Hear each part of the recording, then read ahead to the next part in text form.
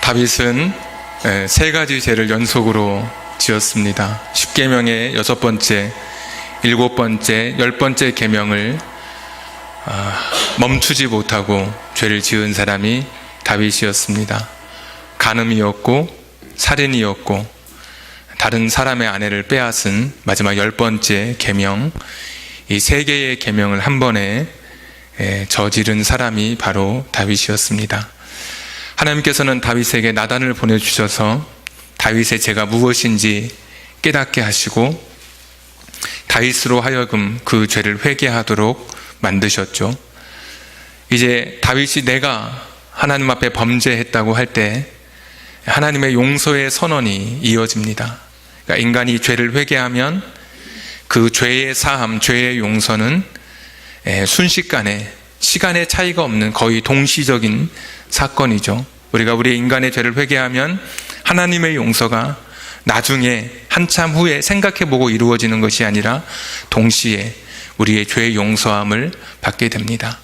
다윗도 죄의 용서를 받는데 원어에 보면 완료형으로 다시 재론되지 않는 완벽한 그런 죄의 용서의 단어로 사용되어져 있습니다. 그런데 오늘 성경을 조금 더 주의 깊게 읽어보신 분들은 죄는 용서받았는데 이 죄에 따르는 결과 또는 죄에 따르는 형벌 또는 죄에 따르는 보응 또는 죄에 따르는 저주 이런 것들은 오늘 성경에 그대로 언급되고 있는 것을 우리가 볼 수 있습니다.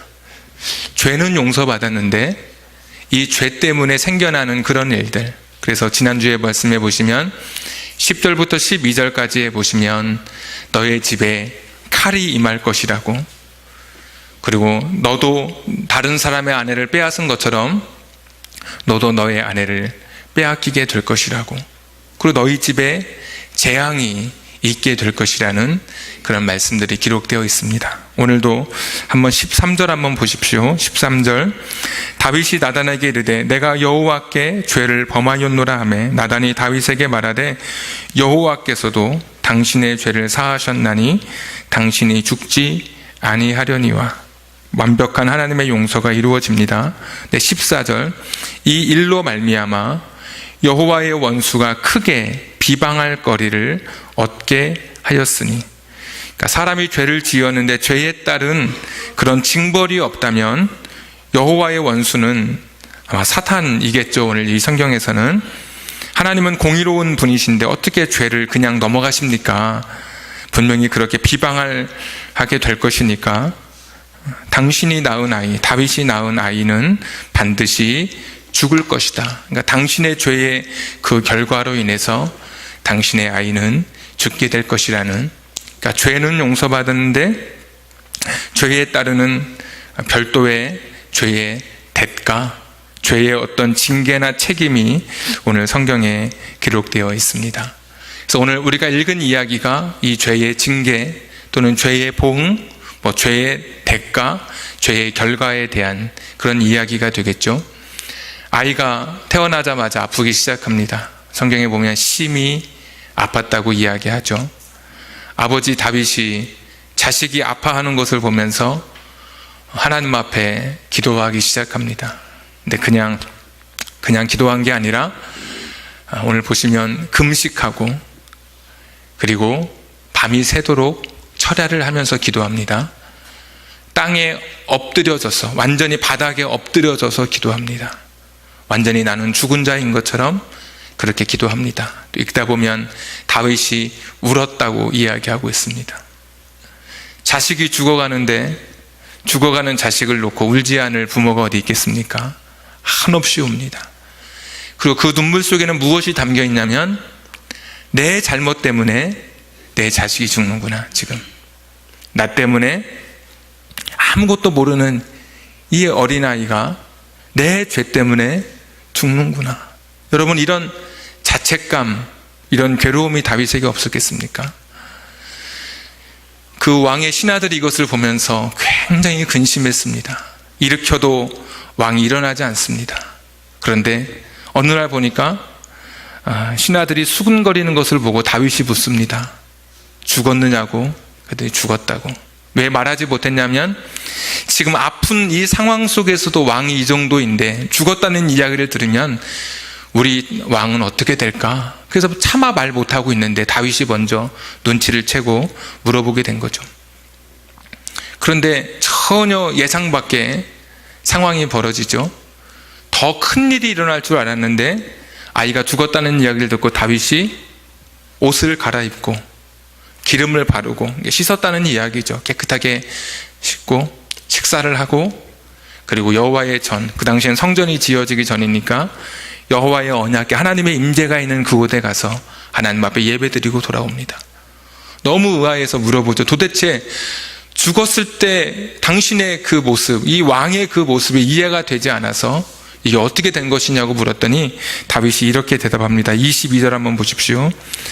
이르되 아이가 살았을 때에 내가 금식하고 운 것은 혹시 여호와께서 나를 불쌍히 여기사 아이를 살려주실는지 누가 알까 생각합니다. 혹시 분명히 이 아이가 나의 죄의 잘못으로 죽는 것을 알지만 혹시나 하나님이 나를 불쌍히 여기서 살려주실까 해서 내가 하나님 앞에 그렇게 기도했다고 이야기를 하는 거죠. 이 혹시라는 이야기 속에는 이 아이가 나의 죄 때문에 죽는다는 것을 다윗은 알고 있었던 거죠.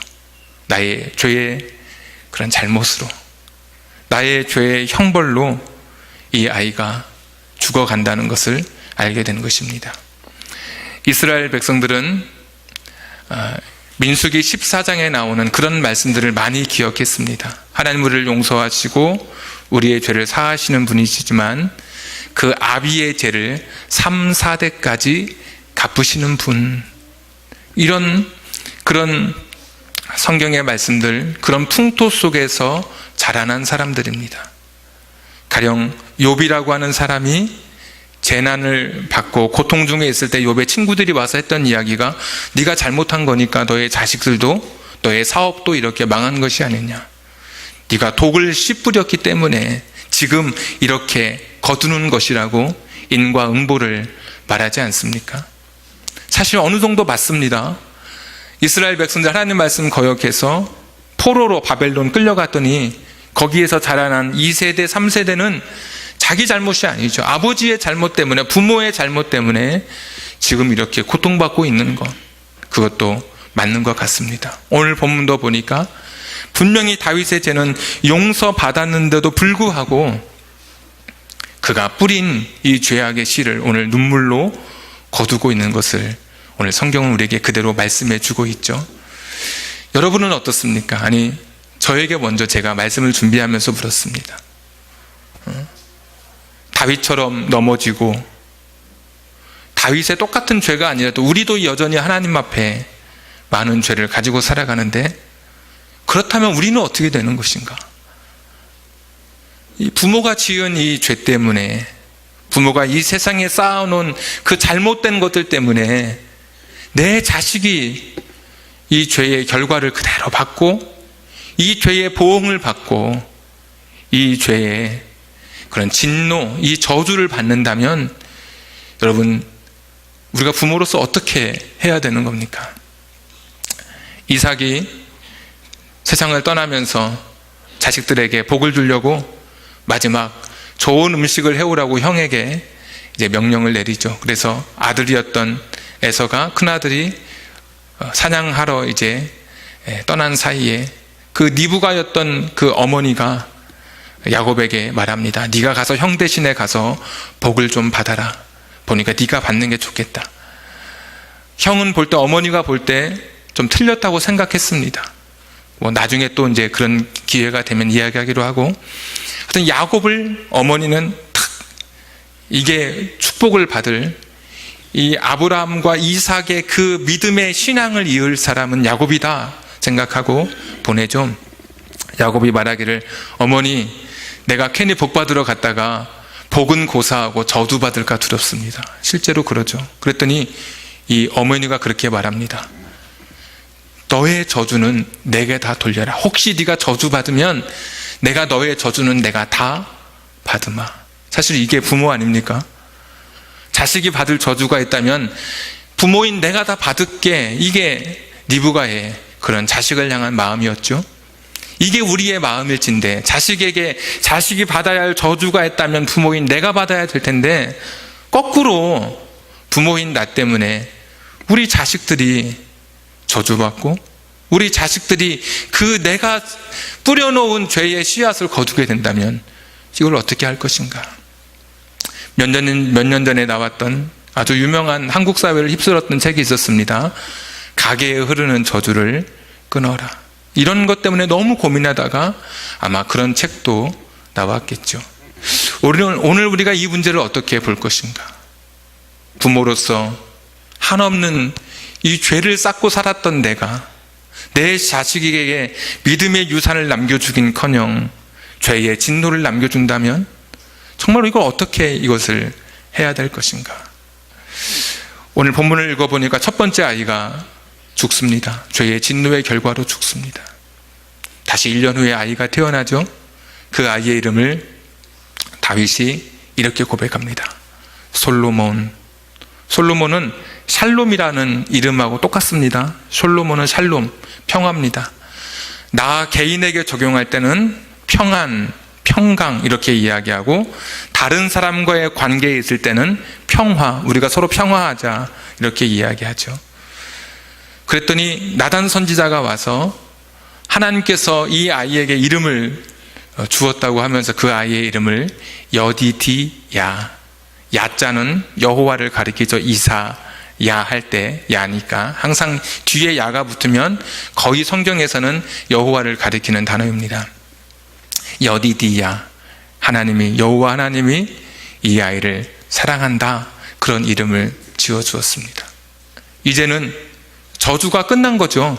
그렇죠. 이제 더 이상 그 저주는 끝나고 하나님의 그 은혜, 하나님의 사랑하심이 이제 이 아들에게, 이 둘째 아들에게, 두 번째 태어난 아들에게 임하고 있습니다.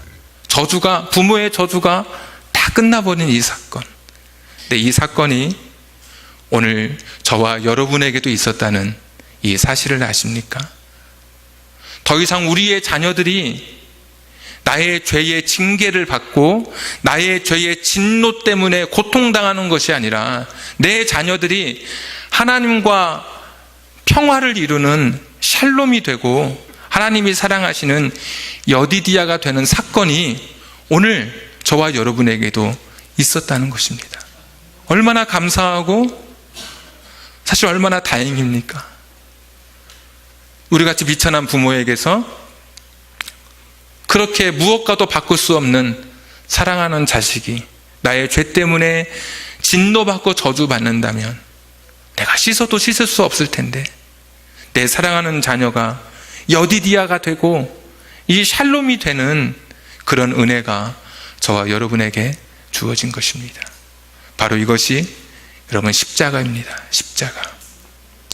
십자가는 하나님이 우리 인간을 사랑하셔서 아들을 보내신 사건이죠. 그리고 그 아들은 기꺼이 우리들을 위해서 자신의 목숨을 내어놓은 사건이 십자가입니다. 우리가 흔히 말하기를 죄의 싹은 사망이다. 싹 하니까 잘 이해가 안 되는데 좀 더 정확한 의미는 죄의 품삯은 사망이다. 죄의 대가는 사망인 거예요. 죄는 사망으로 이어지고 사망으로만, 죽음으로만 갚을 수 있는 것이죠. 그래서 예수님께서 이 땅에 그 죽음으로 우리의 죄를 사하시기 위해서 이 땅에 오신 겁니다. 영적인 고통을 느끼셨죠. 우리에게 주기도문을 가르쳐 주실 때에도 하늘에 계신 우리 아버지 이렇게 하라고 하셨던 분이 마지막 십자가상에서는 엘리 엘리, 나의 하나님, 나의 하나님. 죄인으로서 하나님을 아버지라고 부를 수 없는 공의로우신 하나님 앞에 아들로서의 위치가 아닌 죄인으로서 하나님을 부르죠. 영적인 단절이, 영적인 고통, 늘 교제하고 친밀한 그런 관계였던 하나님과 나 사이에 끊어졌던, 예수님 사이에 끊어졌던 그 고백이 엘리 엘리, 영적인 고통이 있었죠. 예수님 우리를 위해서 십자가에 지실 때 혼적인 고통도 있었죠. 굉장히 부끄러웠죠. 옷을 다 벗겼습니다. 여러분 얼마나 부끄럽습니까? 그게 침 뱉었죠. 뺨을 때렸죠. 육체적인 고통도 있었습니다.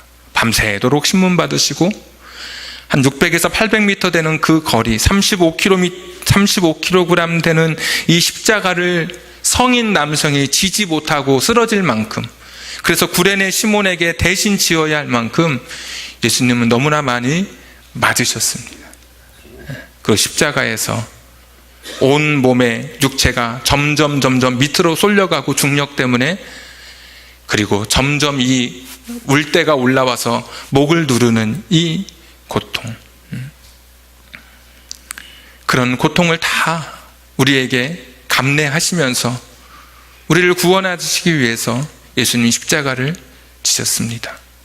자, 그런데 우리가 또 하나 생각해 볼 것은, 분명히 예수님을 우리를 구원하시기 위해서 죄의 싹슨 사망이니까 그 죽음을 대신하면 됩니다. 그 예수님이 그냥 죽으시면 됩니다. 인간을 대신해서. 그런데 예수님이 어디서 달려 돌아가셨냐면, 죽으셨냐면 십자가에서 죽으셨습니다. 굳이 인간을 구원하는 것이 전부라면 굳이 십자가가 아니어도 괜찮습니다. 그렇지 않습니까? 그냥 대신 죽으면 되는 거잖아요. 어디서든 피를 흘리면 되는 거고, 자연사 하시든 어떤 그렇게 죽음으로써 우리의 죄를 대신할 수 있다면 대신 죽으시면 되는 거예요. 왜 십자가에서 죽으셨을까? 십자가는 저주의 상징입니다. 신명기에 보시면, 신명기 22장에 보시면 십자가는 저주의 상징. 그 당시에도 십자가 하면 저주입니다. 지금처럼 사람들이 말을 꺼내기에도 끔찍한 게 십자가입니다. 그냥 밥을 먹다가도 그 말만 들으면 막 이게 속에 있는 것이 다 밖으로 나올 만큼 사람들이 입 밖에 내지 않는 것이 십자가입니다. 그게 저주거든요, 저주. 그런데 예수님이 그냥 죽으심으로 우리의 죄를 용서하실 수 있지만, 그 십자가에 달려 돌아가신 것은 갈라디아서 3장 말씀에 의하면 우리의 죄의 저주까지 담당하시려 그 십자가에 달려 돌아가신 것입니다. 제가 한번 갈라디아서 3장 13절 말씀인데, 그리스도께서 우리를 위하여 저주를 받은 바 되사 율법의 저주에서 우리를 속량하셨으니 기록된 바와 나무에 달린 자마다 저주 아래에 있는 자라 하였습니다. 우리를 대신해서 우리가 받아야 할 그 저주를 우리를 위하여 저주 받으시고, 율법의 저주에서 우리를 속량하기 위해서 십자가에 달리셨다. 그 십자가 자체가 저주죠. 그 십자가는 소위 저주받은 십자가가 맞습니다. 네, 그 십자가에서 예수님이 당신의 몸을 순종하심으로 우리를 구원하시고 우리의 죄의 저주까지도 다 담당하신 것입니다. 그래서 그가 찔림은 우리의 허물, 그냥 죽으시면 되는데 우리의 죄의 그런 결과, 보응, 죄의 저주, 자손 3, 4대까지 내려가는 그 죄를 단절시키려고 그분이 찔리시고 상하시고 그분이 채찍에 맞으신 겁니다. 그러니까 십자가는 그냥 죽음으로만으로도 우리를 구원하실 수 있지만, 십자가를 지신 것은 우리의 죄와 우리의 죄의 그 모든 파생되는 모든 죄의 저주까지 완벽하게 씻어주시려고 우리에게 그 십자가의 그런 죽음으로 당신의 일생을 마치신 것입니다. 그래서 우리의 자녀들은, 그리고 우리들은 하나님과 평화를 이루는 샬롬이 되었고 하나님이 사랑하시는 여디디아가 되었습니다. 예수님의 십자가로 인해서 그것이 오늘 저희들이 받는, 우리가 받는 은혜고, 그 저주의 십자가, 그것까지 다 지신 그 주님으로 인해서 저와 여러분의 허물 많은 그런 인생, 다윗처럼 죽을 수밖에 없는 이 죄의 씨앗으로 인해서 우리 자녀들이 열매를 거둘 수밖에 없는 그런 저주까지 하나님이 다 십자가에서 도말해 주신 것입니다. 그래서 여러분 집에 혹시 가게에 흐르는 뭐 저주를 끊어라 그런 책이 있으면 여러분 그 책을 끊으시면 됩니다. 그 당시에는, 구약 시대에는 다윗을 봐도 분명한 그거 맞아요. 그러나 지금은 그렇지 않습니다. 예수님의 십자가가 모든 죄의 저주까지, 모든 죄까지 다 속량해 버렸습니다. 그래서 요한계시록 22장에 보시면 그 나라는 어떤 나라냐? 다시 저주가 없으며 하나님과 그 어린 양의 보좌가 그 가운데 있다. 하나님 나라는 다시 저주가 없는 그런 나라입니다. 아담이 처음 죄를 짓고 그 죄의 결과로 가시덤불과 엉겅퀴가 났지 않습니까? 예수님은 그 죄의 첫 번째 그 결과였던 그 가시덤불을 머리에 면류관으로 쓰시고 모든 죄의 저주를 다 끊어내신 그런 주님이십니다. 오늘 그 사랑이 사실 너무 크죠. 우리가 살아온 그대로 내가 벌받는 것은 당연한 것인데 우리 자손 3, 4대까지 내가 뿌린 것 때문에 고통받고 그것 때문에 저들의 삶에 재앙이 일어나고 그것 때문에 그들이 저주받는다면 이것을 어떻게 우리가 견뎌내겠습니까? 주님의 사랑은 너무 큰 거예요. 저주의 십자가에 친히 달리셔서 우리의 죄뿐만 아니라 죄에서 비롯되는 그 나머지 모든 것들까지도 다 감당해 주셨습니다. 물론 죄에 따르는 우두적인 보편적인 진리는 있죠. 만약에 내가 마약 중독일 때 아이를 낳으면 그 아이가 정상일 리가 없죠. 이런 것은 이런 자연적인 질서 속에 일어나는 결과이지 죄 때문에, 성경에서 말하는 죄 때문에 일어나는 그런 결과는 아닙니다. 우리는 우리의 죄는 우리가 주님 안에서 철저하게 회개하고 우리가 죄에 대하여 싸워나가기 시작할 때 우리의 죄 문제가 해결받고 그리고 우리의 더 이상 우리가 염려하고 고민하는 것까지도 우리 주님은 십자가에서 다 그것을 해결해 주셨습니다. 오늘 우리가 이런 주님의 그 크신 사랑, 어쩌면 죄의 그 저주까지도 우리가 가진 그 흉측한 죄까지도 감당하기 위해서 십자가에서 예수님이 그 모든 것을 다 우리를 위해서, 그 여러분이 목숨처럼 사랑하는 여러분 자녀를 위해서 예수님이 다 내어주셨습니다. 우리가 이제 그 사랑을 기억하고 성찬식을 통해서 이 사랑이 단순히 그냥 내 죄 이것만 사해 주신 것이 아니라 내 죄를 통해서, 그것을 통해서 자식들이 겪어야 할 그 고통, 유전되는 그 모든 것까지도 죄의 유전을 끊어버리신 그 사건이라는 것을 기억하고 그 아름다운 데 사랑하는 자녀들, 그들이 그들 자신으로 독립적으로 설 수 있도록 하나님의 은혜를 주셨다고 하는 것. 그래서 더 이상 고통받지 않고 더 이상 죄의 노예가 되지 않고 여디디아로, 솔로몬으로, 샬롬으로 그렇게 살아갈 수 있는 복을 주신 것을 기억하면서 참 이 십자가의 사랑이 너무 크고 너무 대단하다는 것, 이 말로 형용할 수 없는 이 십자가의 은혜, 죄와 저주까지 속량하신 그 주님의 십자가를 묵상하면서 오늘도 같이 기도했으면 좋겠습니다.